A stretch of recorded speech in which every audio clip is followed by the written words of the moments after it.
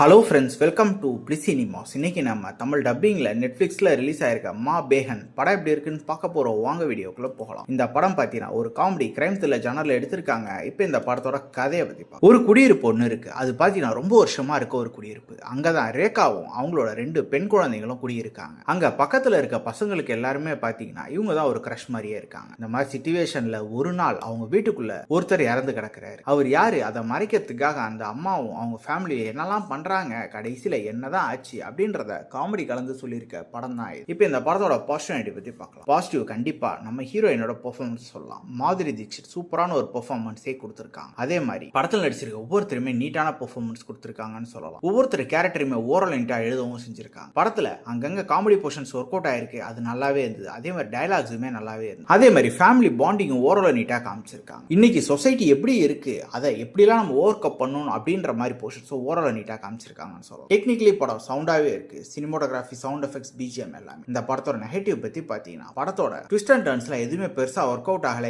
ஏன்னா மொத்தமாவே பிரிடிக்டபிளா தான் இருக்கு. காமெடியை தாண்டி பெருசா வேற எந்த ஆஸ்பெக்ட்ஸ்மே நமக்கு பெருசா ஒர்க் அவுட் ஆகலன்னு சொல்லலாம். காமெடியே ஒரு சில இடங்கள்ல ஒர்க் அவுட் ஆக தான் செய்யும். மொத்தத்துல என்கிட்ட கேட்டீங்கன்னா இந்த படம் ஒரு ஒன் டைம் வாட்சபிள் படம் தான். வேணும்னா ட்ரை பண்ணி பாருங்க. இந்த படத்துக்கு நம்மளோட ரேட்டிங் கேட்டீங்கன்னா 10க்கு 6 மார்க் கொடுக்கலாம். இன்னொரு வீடியோல சந்திக்கலாம். தேங்க்யூ.